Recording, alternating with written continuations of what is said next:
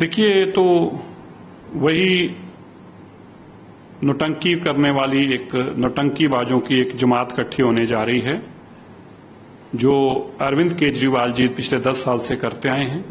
शराब घोटाले में दलदल की तरह फंसी हुई आम आदमी पार्टी अपने वजूद को बचाने के लिए अगले चुनाव की हार को देखते हुए अब ये सारा ठीकरा जो है आतिशी के सिर पर फोड़ा जा सके, इसलिए किया गया है ताकि अरविंद केजरीवाल कह सकें कि मुझे तो पता नहीं था।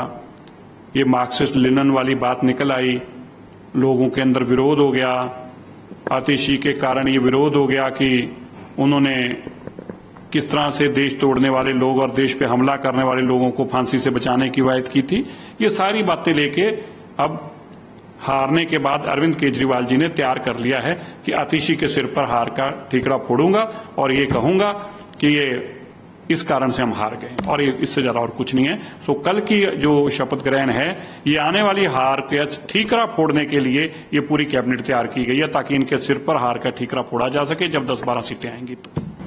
सर, पाकिस्तान के हैं वो 370 के ऊपर एक ही ट्रैक पे दिखाई दिए, उन्होंने समर्थन करते दिखाई दिए। उन्होंने कहा कि कांग्रेस और एनसी के सत्ता में आने की बहुत चांसेस है। देखिए, वहां के पाकिस्तान के रक्षा मंत्री ने जो कहा कि कांग्रेस और एनसी जो है नेशनल कांग्रेस वहां की जम्मू कश्मीर की, वो भी 370 और 35 से हटाना चाहते हैं और हमारे साथ हैं। हैरानगी क्या है कि पाकिस्तान जो भारत का दुश्मन है, चीन जो भारत का दुश्मन है, कांग्रेस का क्या प्यार है चीन के साथ, गांधी परिवार का क्या प्यार है पाकिस्तान के साथ। जो पाकिस्तान की लाइन है, पाकिस्तान कहता है हमारी भी लाइन वही है और कांग्रेस की लाइन भी यही है। तो जो प्रधानमंत्री जी कहते थे कि वही जिन्ना की लाइन है, तब ये चीखते थे। अब तो ये हमने नहीं कहा, अब तो ये पाकिस्तान ने कहा है कि जो पाकिस्तान की लाइन है वही कांग्रेस की लाइन है, वही एनसी की लाइन है। तो फिर जब प्रधानमंत्री कहते हैं कि जिन्ना वाला मैनिफेस्टो, तब तुम रोते हो। आज ये स्पष्ट हो गया, तुम जिन्ना के कदमों में चले हो, तुम उसके कदमों पे चल रहे हो, तुम जम्मू कश्मीर को तोड़ना चाहते हो। अब भारत के लोग राहुल गांधी को और गांधी परिवार को और कांग्रेस को जवाब देंगे। ये वाकई जिन्ना पे कदमों पे चला हुआ गांधी परिवार, अब देश के लोग इनको जवाब देंगे। नवनीत सिंह बिट्टू से पूछा गया, मैं मिनिस्टर से पहले मेरे लिए सिक्की है, सिखों के साथ बहुत बुरा हुआ था, कांग्रेस ने पंजाब जलाया था, माफी उन लोगों को मांगी। देखिए, जो बिट्टू ने कहा कोई गलत नहीं है।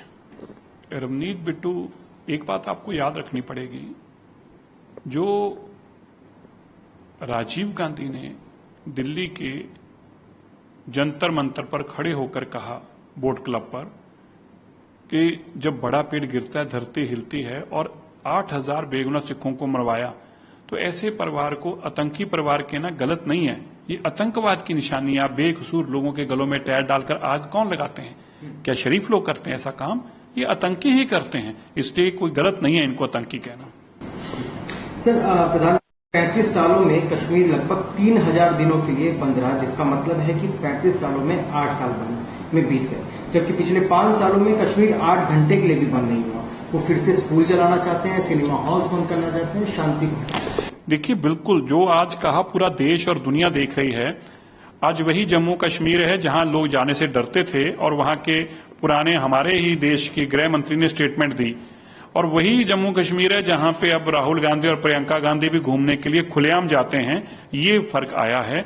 और जो प्रधानमंत्री जी ने कहा है 8 साल तक, 3000 दिन तक बंद रहा जम्मू कश्मीर, और आज 3 घंटे के लिए भी बंद नहीं होता, 8 घंटे छोड़िए। तो मेरा समझना है कि प्रधानमंत्री जी के विजन ने और जम्मू कश्मीर लोगों के साथ ने, जो कश्मीर के लोगों ने साथ दिया है भारत का, सरकार का, मोदी जी का, उसके चलते ये संभव हो पाया है। जेकेएमसी सुनिश्चित करेगा कि हमें राज्य का दर्जा मिले। प्रधानमंत्री द्वारा वादा किए गए 50,000 नौकरियां कहाँ हैं? 15 लाख रुपए कहाँ गए जो हमारी जेब में आने वाले हैं?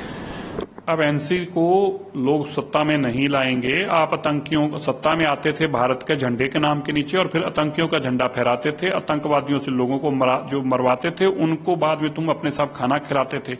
फारूक अब्दुल्ला जी, नौकरियां तो दी हैं, पर आपको वो दिखती इसलिए नहीं है क्योंकि आपका एजेंडा नहीं पूरा हो रहा। आपका एजेंडा तो यह है कि पाकिस्तान का आतंक जम्मू कश्मीर में दिखता रहे और आपकी सल्तनत चलती रहे। अब ये होना संभव नहीं है। ना ही पाकिस्तान का कोई आतंकी भारत में आ पाएगा और ना ही फारूक अब्दुल्ला को दोबारा मुख्यमंत्री बना पाएगा। वन नेशन कहना है कि Congress party one nation one election में विश्वास नहीं करती। व्यवहारिक रूप से यह संभव नहीं है। वे सभी राज्य पार्टियों को खत्म करना चाहते हैं। उनका मानना है कि केवल राष्ट्रीय पार्टियों को ही बचना चाहिए।